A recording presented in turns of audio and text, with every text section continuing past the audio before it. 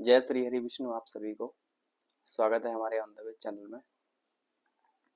हम इस महान गरुड़ पुराण को पढ़ रहे हैं और हमारा जो अध्याय नंबर 15 है वो कल समाप्त हो गया था, जो सर्प विष के बारे में बताया गया था, जिसका जो मेन आधार था वो था पैणेश्वरी विद्या। ठीक है, तो आइए इस महान गरुड़ पुराण को पढ़ने से पहले जो हम प्रार्थना पढ़ते हैं, आप भी हमारे साथ मिलकर पढ़िए। चलिए आइए हम उस प्रार्थना को पढ़ते हैं। उसके बाद हम आज 16वें अध्याय का आरंभ करेंगे और उसमें जानेंगे कि क्या क्या चीजें, मतलब क्या क्या बातें बताई गई हैं।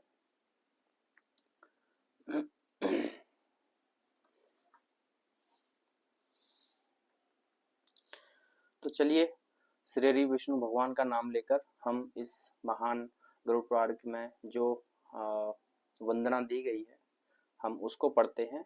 तुमेव माता च पिता तुमेव, तुमेव बंधु च सखा तुमेव, तुमेव विद्या द्रविणम तुमेव, तुमेव सर्वमम देव देव। जय श्री हरि विष्णु।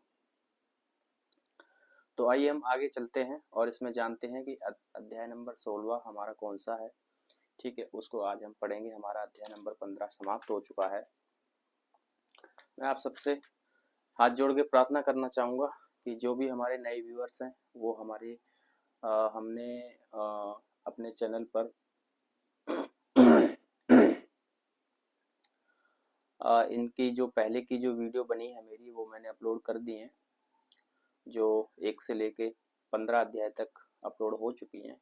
ठीक है, तो आज हमारा 16वां अध्याय है, उसको पढ़ेंगे। और जो भी नए व्यूअर्स हैं मैं उनको ये भी हाथ जोड़ के प्रार्थना करना चाहूँगा कि प्लीज़ इस चैनल को सब्सक्राइब कर लीजिए और बाकियों को, बाकी जो हैं उनको भी वीडियो फॉरवर्ड कीजिए और चैनल शेयर कीजिए ताकि वो भी इस महान गरुड़ पुराण को सुन पाएं। मेरा तो एक मानना है कि मरने के बाद किसने देखा है। ठीक है, मरने के बाद किसने देखा है, जो है सो जीते जी है। पढ़ लो, समझ लो और जी लो, भगवान की भक्ति कर लो, उनका नाम ले लो, बस यही है। मानव जीवन मिला है, बड़े भाग्यशाली हैं जो मानव जीवन मिला है, वरना अगला जन्म कौन सा होगा कौन जानता है। तो जो भी हमें इस जीवन में मतलब करना चाहिए वो भगवान के प्रति श्रद्धा अच्छी रखें और भरोसा रखें भगवान पर। ठीक है, क्योंकि उन्हीं का दिया हुआ जीवन है और मानव जीवन इतनी आसानी से नहीं मिलता है। ये बात बहुत अच्छी तरह आप सबको और मुझे भी समझना चाहिए। तो हम मानव हैं, हमें पढ़ सकते हैं, बाकी कोई मतलब जीव जंतु जानवर पक्षी ये सब थोड़ी पढ़ सकते हैं, ये सब सुन सकते हैं। हमारी भाषा पहचानेंगे नहीं पहचानेंगे ये भी नहीं जानते, लेकिन ये सब सुन सकते हैं। हम पढ़ भी सकते हैं, देख भी सकते हैं, सुन भी सकते हैं, अपने मन का खा भी सकते हैं, सारी चीज़ें कर सकते हैं, लेकिन वो सिर्फ खाते हैं बस। ठीक है, तो चलिए आइए हम अपने आज इस महान गरुड़ पुराण के अध्याय नंबर 16 को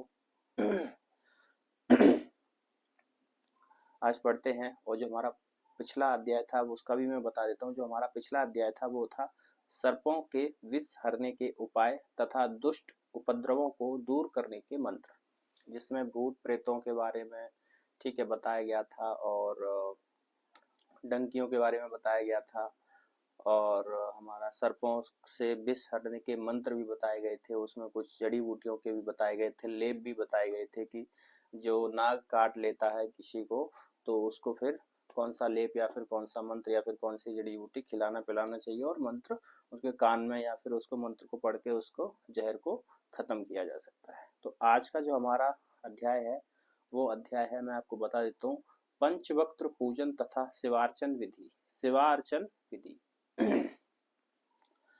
तो हम देख लेते हैं कि पंचवक्त्र पूजन तथा शिवार्चन विधि में क्या हमारे लिए महत्वपूर्ण और क्या चीजें बताई गई हैं इस महान गरुड़ पुराण में।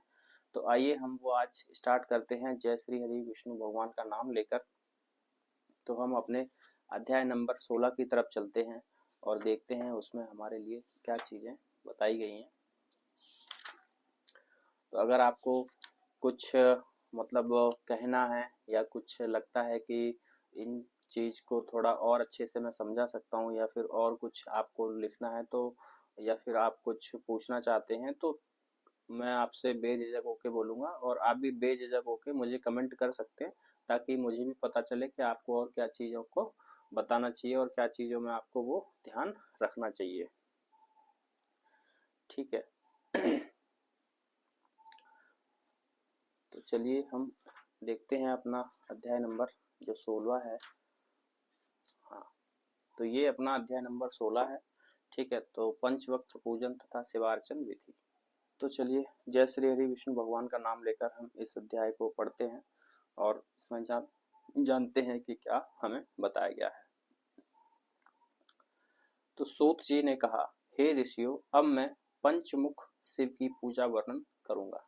तो इसमें पहली लाइन में हम समझेंगे कि पंचमुख शिव की पूजा का वर्णन करूंगा, मतलब पंचमुखी जो भोलेनाथ हैं उनकी पूजा का वर्णन इसमें बताया गया है। साधक को मुक्ति माफ कीजिए, भुक्ति और मुक्ति दोनों प्रदान करती है। साधक को सबसे पहले निम्न मंत्र से उन देवता का आह्वान करना चाहिए।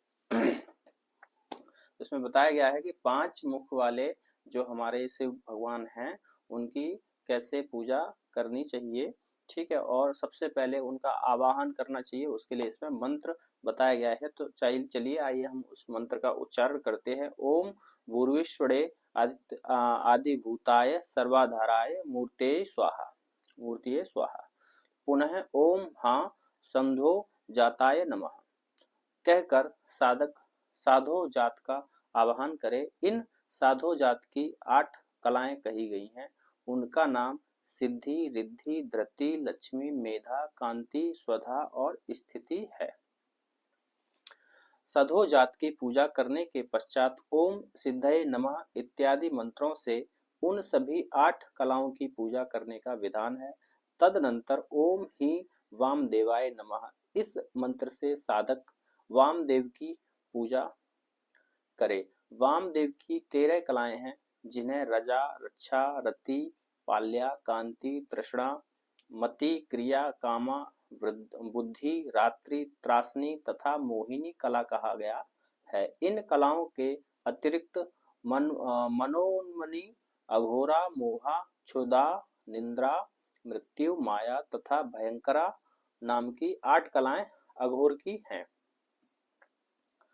तो इसमें अघोरी की जो 8 कलाएं हैं, इसमें 8 कलाओं के नाम दिए गए हैं जो मैंने अभी आपको बताए। तो मैं एक बार और देता हूँ। इसमें है मनमोहनी, अघोरा, मोहा, क्षुधा, निद्रा, मृत्यु, माया तथा भयंकरा नाम की 8 कलाएं, तो इसको बोलते हैं अघोर की हैं। उक्त समस्त कलाओं का पूजन करने के बाद साधक को ओम है तत्पुरुषाय नमः इस मंत्र से तत्पुरुष देव की पूजा करनी चाहिए। उनकी निवृत्ति, प्रतिष्ठा, विद्या, शांति और संपूर्ण ये 5 कलाएं हैं। साधक कलाओं की पूजा करके ओम हौं ईशानाय नमः इस मंत्र से ईशान देव की पूजा करे। तत्पश्चात ईशान देव की निश्चला, निरंजना, शशिनी, अंगना, मरीचि और ज्वालिनी नाम की जो 6 कलाएं हैं उनकी पूजा करके पूजन पूर्ण करे। ठीक है, तो सूत जी ने पुनः कहा, हे ऋषियों, अब मैं शिव की अर्चना वर्णन करूंगा, जो भुक्ति और मुक्ति दोनों प्रदान करने वाली है। 12 अंगुल के माप में बिंदु द्वारा किसी पात्र में, मतलब किसी बर्तन में भगवान शिव की मूर्ति बनानी चाहिए। उसमें शांत, सर्वगत और निराकार का चिंतन करना चाहिए। बिंदु द्वारा बनाई गई मूर्ति में ऊपर की ओर 5 बिंदु लगाने चाहिए। जो शिव का मुख है वह छोटे आकार में होने चाहिए और नीचे की ओर मूर्ति के अनुसार बिंदु लगाकर बड़े बड़े अंग बनाने चाहिए। मूर्ति के अधोभाग में छठा बिंदु विसर्ग के साथ होना चाहिए। ये अस्त्र है, इसके साथ हौं लिख देना चाहिए। यह महामंत्र है और संपूर्ण अर्थों को देने वाला है। साधक मूर्ति के उर्ध्व भाग से लेकर मूर्ति के चरण पर्यंत अपने दोनों हाथों से स्पर्श करे और महामुद्रा दिखाए। इसके बाद संपूर्ण अंगों में न्यास करन्यास आदि करे। तदनंतर वह अस्त्र मंत्र ओम फट का उच्चारण करता हुआ दाहिनी हथेली से स्पर्श करके शोधन करे। उसके बाद कनिष्ठा अंगुली से लेकर महामंत्र से ही तर्जनी अंगुली तक न्यास करना चाहिए।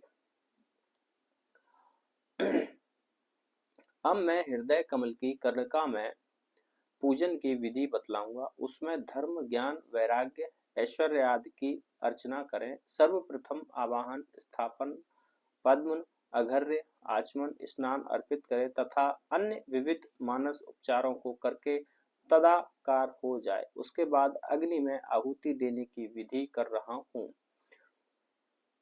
रहा हूँ। साधक को पूजा स्थल पर अग्नि प्रज्वलित करने के लिए ओम फट अस्त्र मंत्र से एक कुंड का निर्माण करना चाहिए। तत्पश्चात ओम हूं इस कवच मंत्र से उस कुंड का अभ्युच्छरण करके मानसिक रूप से उसमें शक्ति का विन्यास करे।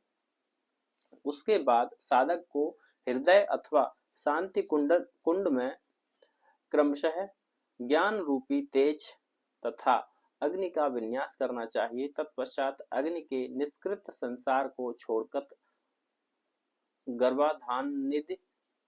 गर्भाधानादि समस्त संस्कार करने का विधान है। निष्कृति या मोक्ष संस्कार आहुति के पश्चात किया जाता है। इसके आहुति के पूर्व उस संस्कार का निषेध है।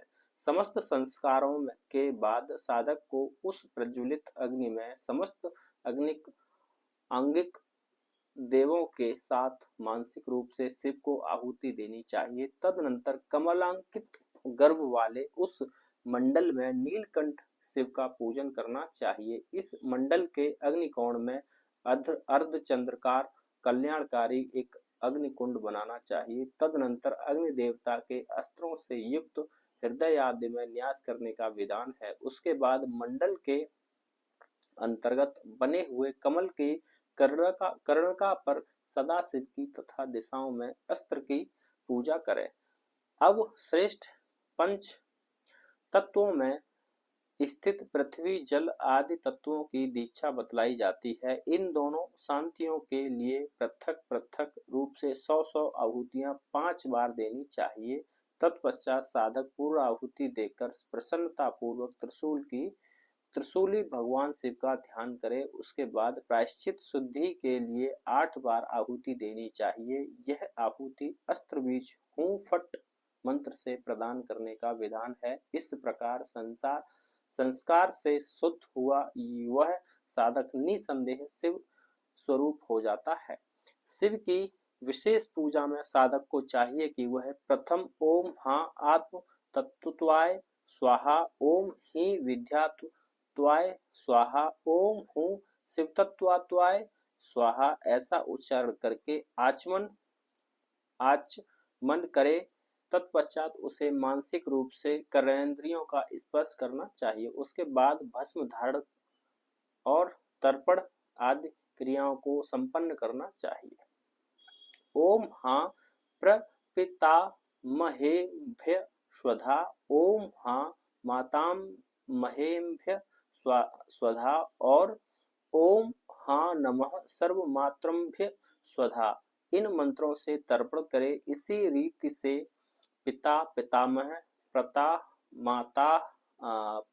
प्रमातामह तथा वृद्ध प्रमातामह आदि की भी तर्पण करे और फिर प्राणायाम करना चाहिए।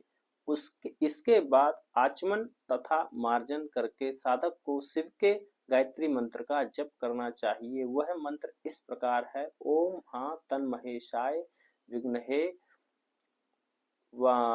वांगविशुद्धाय धीमहि तन्नो रुद्रः प्रचोदयात्। अर्थात प्रणव से युक्त हाँ बीज शक्ति से संपन्न उन महेश्वर का हम सभी चिंतन करते हैं। वाणी की पवित्रता के लिए उनका हम ध्यान करते हैं। वे रुद्र हम सभी को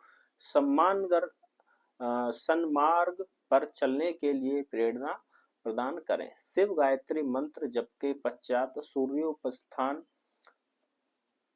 करके सूर्य मंत्रों से सूर्य रूप शिव की पूजा करनी चाहिए। उन मंत्रों का स्वरूप इस प्रकार है: ओम हा ही हूं है हौ हा शिव सूर्याय नमः। ओम हम खगोलकाय सूर्यमूर्तये नमः। ओम हा ही साह सूर्याय नमः। इस पूजा के बाद क्रमशः नाम के आदि और अंत में ओम नमः शब्द का प्रयोग करके दंडी तथा पिंगली आदि भूतनायकों का स्मरण करें। तदनंतर अग्नि आदि कोणों में ओम विमलाय नमः, ओम ईशानाय नमः आदि मंत्र से क्रमशः विमला और ईशानादि शक्तियों की स्थापना करके पूजा करनी चाहिए। ऐसा करने से उपासक को परम सुख की प्राप्ति होती है। इन शक्तियों की पूजा के लिए पृथक पृथक बीज मंत्र निर्दिष्ट हैं, यथा ओम रा पद्मनाय नमः अग्निकोण में री दीप्ताय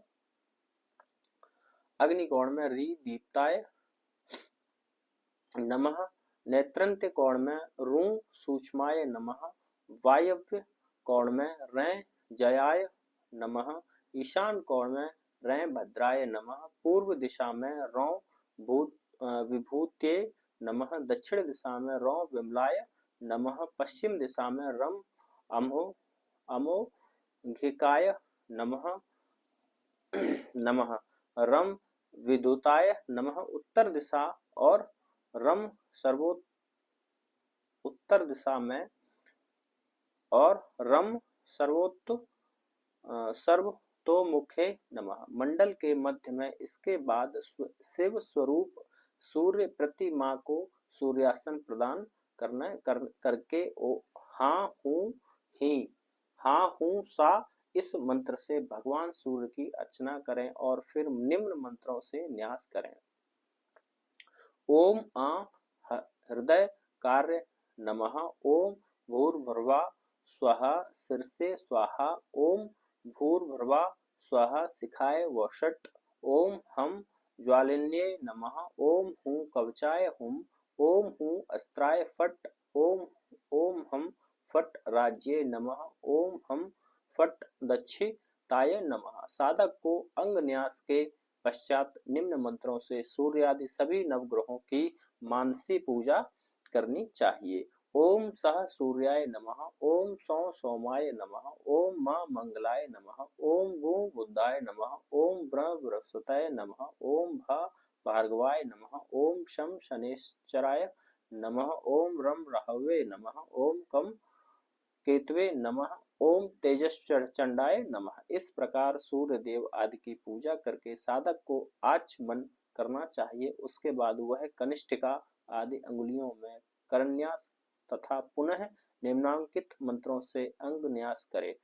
ओम हाँ हृदयाय नमः, ओम ही शीर्षे स्वाहा, ओम हूं शिखाय वषट्, ओम हे कवचाय हुम, ओम हौ नेत्रत्याय वषट्, ओम हाँ अस्त्राय फट्। तदनंतर भूत शुद्धि करे तथा पुनः न्यास करे। अघर्य स्थापन करके उसी जल से अपने शरीर का प्रोक्षण करना चाहिए। उसके बाद वह साधक शिव सहित नंदी आदि की पूजा करे। ओम हौ शिवाय नमः मंत्र से पद्म में स्थित शिव की पूजा करके नंदी, महाकाल, गंगा, यमुना, सरस्वती, श्रीवत्स, वासुदेवता, ब्रह्मा,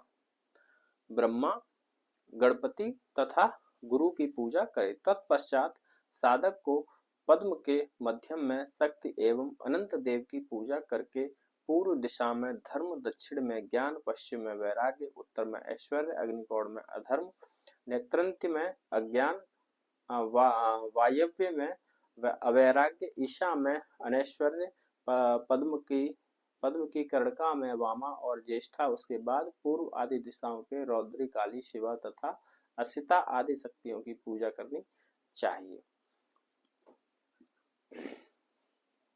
तदनंतर साधक को शिव के आगे स्थित पीठ के मध्य में ओम हौ कल विकरंडे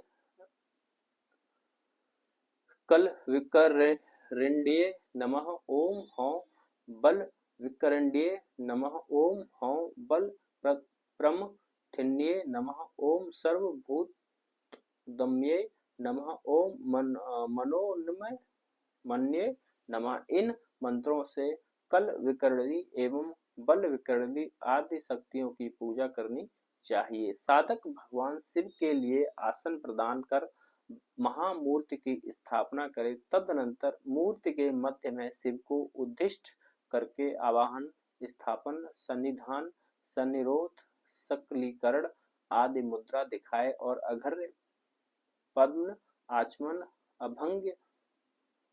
अभ्यंग, उद्वर्तन तथा स्थानीय जल समर्पित करे एवं अरण्य मंथन करके पूज्य देव को वस्त्र, गंध, पुष्प, दीप और नैवेद्य में चरु समर्पित करे।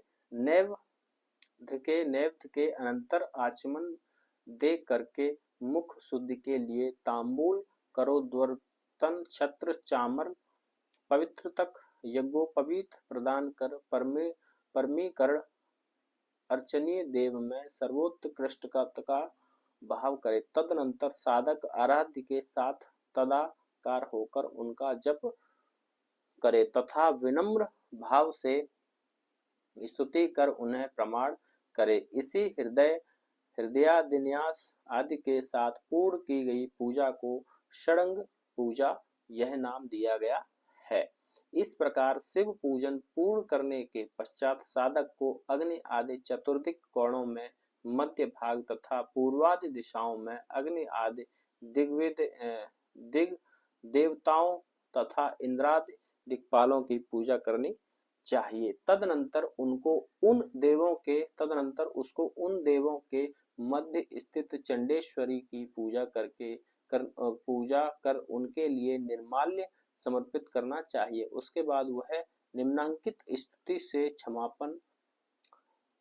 क्षमा याचना उसका करके उनका विसर्जन करें। अब इसमें एक श्लोक दिया गया है तो वो हम पढ़ते हैं। गुहाते गुहा गोप्ता त्व ग्रहाणास्मरकंतम जपम सिद्धिर्भव तु मे देव तत्व प्रसादात् त्वत्ति स्थिति यत्कि चित क्रियते कर्म सदा सुकृत दृष्टकृतम तन्मे शिव पदस्थस्य रुद्र छपय शंकर शिवो दाता शिवो भोक्ता शिवा सर्वमिंद जगत शिवो जयति सर्वत्र या शिवा सोहमेव च यत् कृंता यत् कृष्यमि तत् सर्व सुकृत तब त्वत्राता विश्वनेता च नान्यो नाथोस्ति में शिव। हे प्रभु, आप गुहा से गुहा तत्वों के संरक्षक हैं। आप मेरे किए हुए जप को स्वीकार करें। हे देव, मुझे सिद्धि प्राप्त हो। आपकी कृपा से आप में मेरी निष्ठा बनी रहे। हे रुद्र, हे भगवान शंकर, मेरे द्वारा सर्वदा पाप पुण्य रूप जो कर्म किया जाता है उसे आप नष्ट करें। मैं आपके उन कल्याणकारी चरणों में पड़ा हूँ। हे शिव, आप अपने भक्तों की सर्वस्व देने वाले आप ही भोक्ता हैं। हे शिव, यह दृश्यमान संपूर्ण जगत भी तो आप ही हैं। हे शंकर, आपकी विजय हो सर्वत्र। जब शिव ही हैं तो मैं भी वही हूँ। जो कुछ मैंने किया है और जो कुछ भविष्य में करूँगा वह सब आपके द्वारा ही किया हुआ है। आप रक्षक हैं, आप विश्वनायक हैं। हे शिव, आपके अतिरिक्त मेरा कोई स्वामी नहीं है। हरि ने पुनः कहा, हे रुद्र, इसके बाद मैं शिव पूजा की दूसरी विधि कह रहा हूँ। मतलब पहली विधि ये थी, अब श्री हरि विष्णु भगवान जो कह रहे हैं वो दूसरी विधि है। तो चलिए सुनिए। इस विधि के अनुसार गणेश, सरस्वती, नंदी, महाकाल, गंगा, यमुना, अस्त्र तथा वास्तुपति देव पूजा मंडल के द्वार पर करनी चाहिए और साधक पूर्वादि दिशाओं में इंद्रादि सभी दिक्पालों की पूजा करे। उसके बाद कारण भूत समस्त तत्वों की पूजा करे। उन तत्वों में पृथ्वी, जल, तेज, वायु और आकाश ये पंच महाभूत हैं। गंध, रस, रूप, स्पर्श तथा शब्द ये उनकी 5 तन्मात्राएं हैं। वाक्, पाणि, पाद, पायु एवं उपस्थ ये 5 कर्मेंद्रियां और त्रोत्र, त्वक, चक्षु, जिह्वा तथा मन, बुद्धि, चित्त और अहंकार ये अंतःकरण चतुष्ट हैं। इनसे ऊपर पुरुष की स्थिति है, उन्हीं पुरुष को शिव कहा जाता है। पुरुष की स्थिति है, उन्हीं पुरुष को शिव कहा जाता है। इन तत्वों के साथ राग, बुद्धि, विद्या, कला, काल, नियति, माया, शुद्ध विद्या, ईश्वर और सदाशिव जो सबके मूल हैं, उनकी भी पूजा होनी चाहिए। इन समस्त तत्वों में जो शिव और शक्ति अर्थात पुरुष एवं प्रकृति का तत्व अनुस्यूत है, उसको जानकर ज्ञानी साधक जीवन मुक्त होकर शिव रूप हो जाता है। इन तत्वों में जो शिव तत्व है वही विष्णु है, वही ब्रह्मा है और वही ब्रह्म तत्व है। भगवान सदाशिव का मंगलमय ध्यान स्वरूप इस प्रकार है। वे देव पद्मासन पर विराजमान रहते हैं, पद्मासन पर विराजमान रहते हैं। उनका वर्ण शुक्ल है, सदैव 16 वर्ष की आयु में स्थित रहते हैं। वे 5 मुखों वाले हैं। उनके 10 हाथों में क्रमशः दक्षिण भाग की ओर अभय मुद्रा, प्रसाद मुद्रा, शक्ति शूल तथा खट्वांग और वाम भाव की ओर सर्प, अक्षमाला, डमरू, नील कमल तथा श्रेष्ठ बीज पूरक मतलब बिजौरा नींबू स्थित रहता है। इच्छा, ज्ञान और क्रिया नामक 3 शक्तियां उनके 3 नेत्र हैं। ऐसे वे देव सर्वदा कल्याणकारी भावना में अवस्थित रहते हैं, इसलिए इन्हें सदाशिव कहा गया है। ऐसे मूर्तिमान देव का चिंतन करने वाला साधक सदैव काल भय से रहित रहता है। इस प्रकार शिवोपासना करने वाले साधक की न तो अकाल मृत्यु होती है और न शीत तथा उषाद कौड़ से ही उनकी मृत्यु होती है। तो ये हमारा जो अध्याय नंबर था वो था हमारा 16 और इसमें शिव पूजन की बहुत ही अच्छी विधि बताई गई है, जिनमें 9 ग्रहों के बारे में भी बताया गया है कि उनको भी बुला के पूजा करनी चाहिए। आकाश, वायु, जल, पृथ्वी उसके बारे में भी बताया गया है, मतलब जिसको हम पंच महाभूत बोलते हैं। हाँ, और इसमें बताया गया है कि हम शिव भगवान को कैसे प्रसन्न कर सकते हैं, उनसे सिद्धियां कैसे प्राप्त कर सकते हैं और उनकी पूजा अर्चना हम किस प्रकार सही से मंत्रों के उच्चारण के द्वारा हम कर सकते हैं। तो ये था हमारा अध्याय नंबर 16 जिसमें हमने शिव के पूजन के बारे में जाना, कैसे करनी चाहिए। और हमारा अगला अध्याय है वो है भगवती त्रिपुरा तथा गणेश आदि देवों की पूजा विद्या। ठीक है, तो इसमें हम अगले अध्याय में है हमारा 17 और 17 अध्याय को हम पढ़ेंगे नेक्स्ट वीडियो में। तो आज के वीडियो में हमने जान लिया है भगवान शिव की पूजा के बारे में। तो अगले वीडियो में त्रिपुरा जी तथा गणेश आदि की पूजाओं के बारे में। तो अगले वीडियो में मिलते हैं हम एक नए अध्याय के साथ, गणेश भगवान की पूजन तथा त्रिपुरा के बारे में, पूजन के बारे में। तब तक के लिए बहुत बहुत शुक्रिया। आप हमारे चैनल को सब्सक्राइब कर लें और अगले वीडियो के इंतज़ार, अगले वीडियो में मिलते हैं फिर। तब तक के लिए जय श्री हरि विष्णु। आप सब ऐसे ही खुश रहें।